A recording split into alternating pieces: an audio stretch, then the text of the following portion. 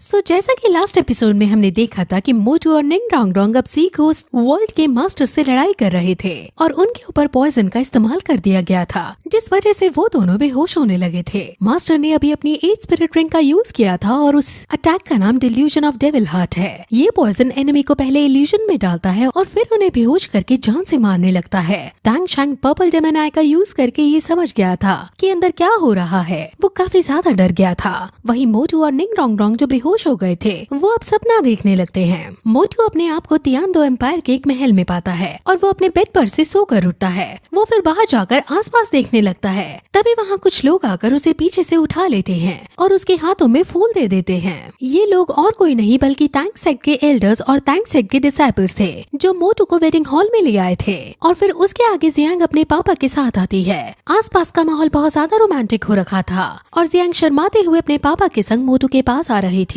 Old but अपनी बेटी को मोटू के पास ले आते हैं और कहते हैं कि इतने सालों से तुमने मेरी बेटी की रक्षा अच्छे से की है और अपने प्रॉमिस को अच्छे से निभाया है। जियांग भी तुम्हें पसंद करती है और मैं अपनी अब इकलौती ग्रैंड डॉटर की शादी तुम्हारे साथ करना चाहता हूँ। तुम्हें इसका हमेशा ध्यान रखना होगा। मोटू अब बहुत खुश होता है और उसे अपने पास रखा गुलाब देता है और ओल्ड बर्ड को धन्यवाद कहता है और उनसे प्रॉमिस करता है कि वो जियांग का हमेशा ध्यान रखेगा और कभी जियांग को कोई प्रॉब्लम नहीं होने देगा। ओल्ड बर्ड उसको अब खुद को ग्रैंडपा कहने को कहते हैं और ये सीन काफी ज्यादा फनी हो जाता है और अब उन दोनों की शादी करवा दी जाती है। वहीं दूसरी तरफ निंग डोंग डोंग अपने घर के आंगन में बैठी होती है और वहाँ उसके पापा अंकल स्वॉर्ड और अंकल बोन आते हैं। उसके पापा उसे उसका बर्थडे गिफ्ट देते हैं और ये पाकर निंग डोंग डोंग काफी ज्यादा खुश हो जाती है और फिर वो अंकल स्वॉर्ड और अंकल बोन को लड़ता हुआ देखती है क्योंकि वो दोनों ही सबसे पहले निंग डोंग डोंग को गिफ्ट देना चाहते थे। निंग डोंग डोंग ये देखकर बहुत हंसती है और बहुत खुश होती है। वहीं अब ऑस्कर भी निंग डोंग डोंग के पास आता है और वो उसको बर्थडे केक देता है और फिर वो सब एक टेबल पर बैठकर उसका बर्थडे सेलिब्रेट करते हैं। ऑस्कर अब उसका हाथ पकड़कर उसे प्रॉमिस करता है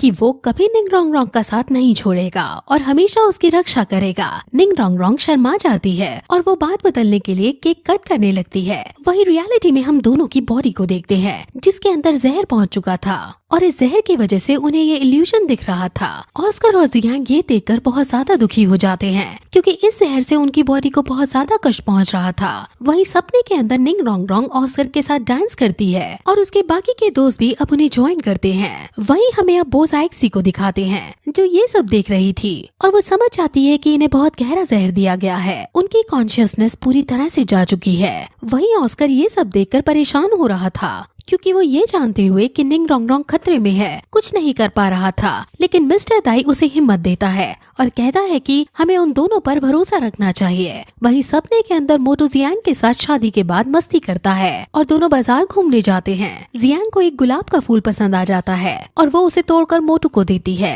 और मोटू जियांग को ऐसा करते हुए देख बहुत खुश होता है और उसे गले से लगाकर कहता है कि हम हमेशा एक दूसरे के साथ रहेंगे। वो ये सब कर ही रहा होता है कि तभी उसके आसपास उसे कुछ अजीब लगता है और वहाँ का हसीन मौसम एकदम तबाही के दृश्य में बदल जाता है और ये देखकर मोटू काफी ज्यादा डर जाता है। लेकिन वो फिर से खुद को नॉर्मल करता है और वहाँ फिर से सब नॉर्मल हो जाता है। वो फिर अपने पास निंग डोंग डोंग को देखता है जो ऑस्कर के साथ थी और वो दोनों भी काफी खुश थे।